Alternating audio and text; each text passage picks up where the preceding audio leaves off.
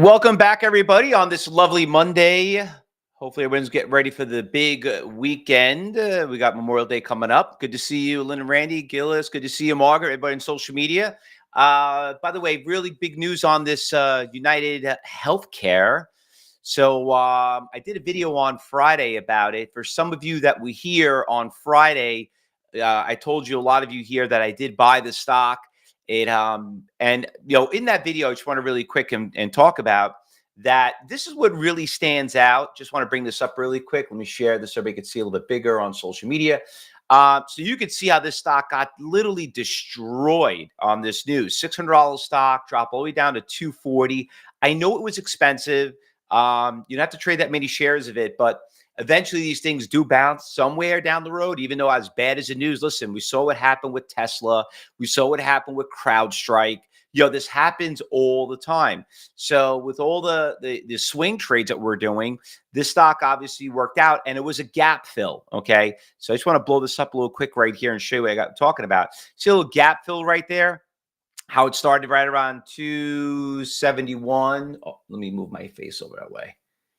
Let me move a little bit closer. Ooh, sorry about that. Hold on. What am I doing here? Oh, all right. Hold on. Let me zoom in a little bit closer so you guys can see what I'm talking about. So you see this little gap fill right here? All right. So that's why the stock is basically probably going to test these lows around 308. So nice little move. I mean, if everybody jumped in on Friday, and if you got in right around where I was looking at, around the 270, you actually did pretty good on it. I'm looking to probably get out. Let's see what happens at these resistance levels. And I was checking out level 4, just show you what I see here in pre-market. So for some of you who don't have level 4, let me share that with you. All right, you see it's a big iceberg order there for 48,000 at 310. So that's the number we're going to look at and be careful of. All right, so 310 is that big resistance. If it does break it, I'm going to zoom out a little bit further. I'm really not seeing anybody out up until here around 320. And this is just pre-market. Okay, remember, program trade doesn't kick in until a little bit later. A lot of you can see the market's bleeding a lot this morning regarding about the news. Why is the market taking a very big hit? Well, obviously you heard Moody's did downgrade the U.S. credit rating, which is pretty bad. Okay, it's pretty bad regarding on that on the credit rating. So, I mean, it hasn't happened in decades. So, don't know what that's all about, but the market's not really getting hit that bad because of that news. I think the other big news that's really kind of hurting, I don't know if you guys heard, but what happened in Japan, the economy is collapsing over there in Japan. Meanwhile, I just bought myself a brand new Toyota Tundra. I'm trying to help the Japanese. They said it might even be worse than Greece.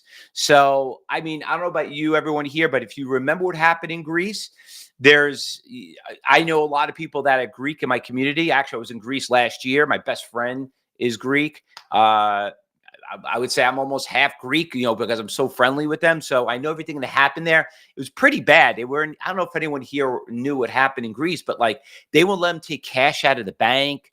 I mean, it was a huge catastrophe. But let me tell you something. There was some big opportunities there. If you guys ever went to Greece, great tourist place, beautiful beaches, great hotels, great food. They did great. The properties there just took off, but there was some great opportunities. There would be great opportunities in Japan, but I'm not going to Japan. But anyway, that is also kind of affected the little market there. So we'll keep an eye on that. Bitcoin is also, everyone's freaked out about the Bitcoin too. SEC is investigating MicroStrategies a little bit. I checked out MicroStrategies.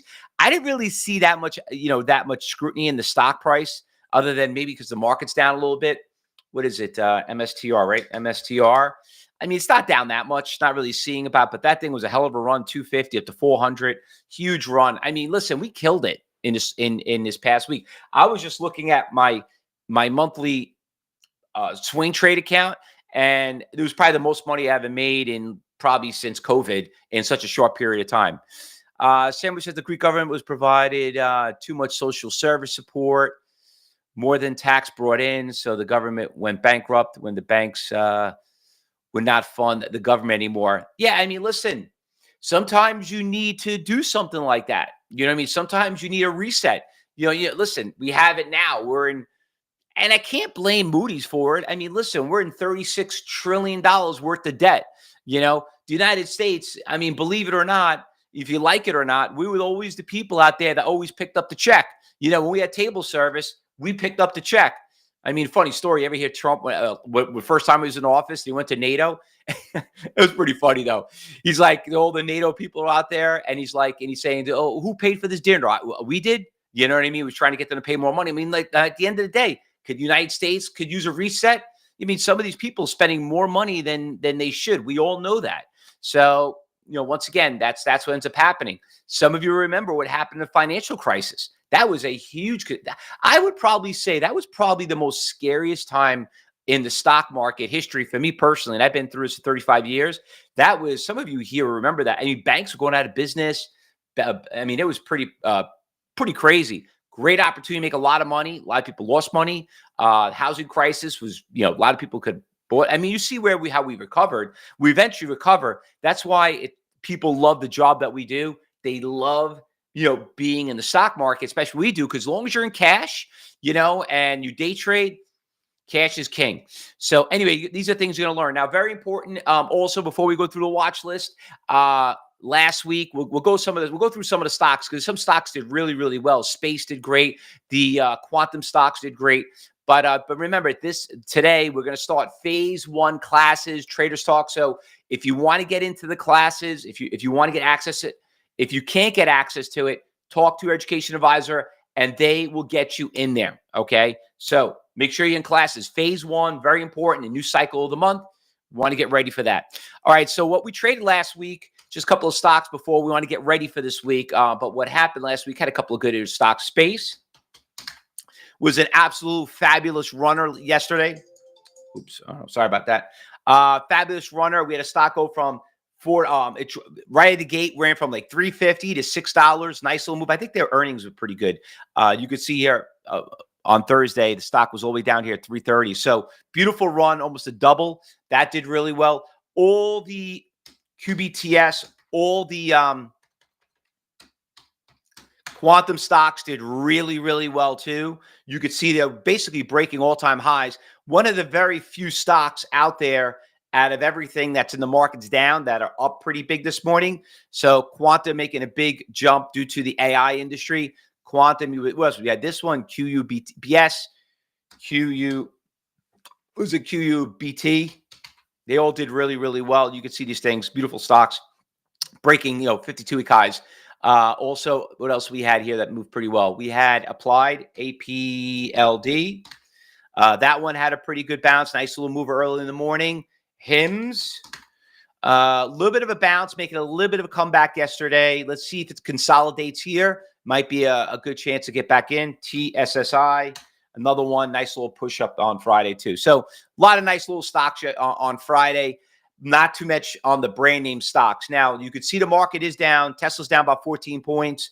TSLL, the ETF, all down. Listen, they're at those pretty big resistance levels. Remember I told you what we need? We need the stock market, these stocks to kind of level out.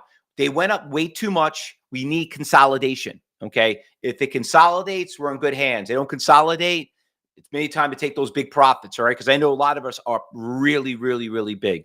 But always remember, good traders never buy at the bottom, sell on top, they always buy in between.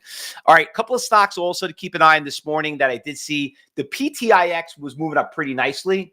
So I didn't really see any orders out there, which is a good sign. You could see it right here on level 4. So orders are pretty much getting filled. Stock's up pretty nicely. It's up about 190%. It looks like a category 3 PTIX. So we're going to put that on the watch list. Obviously, you can see it's a medical stock. BCLI, great tradable, 33 million shares, level 1, but she's not really doing too much. I also checked on level 4. There's a lot of sellers right around here. You can see at 250, and it basically hit there this morning and then came back down. So you can see it right there. There's a 250 resistance. That's around 7 o'clock this morning. But listen, if those orders get done, we'll put it up there.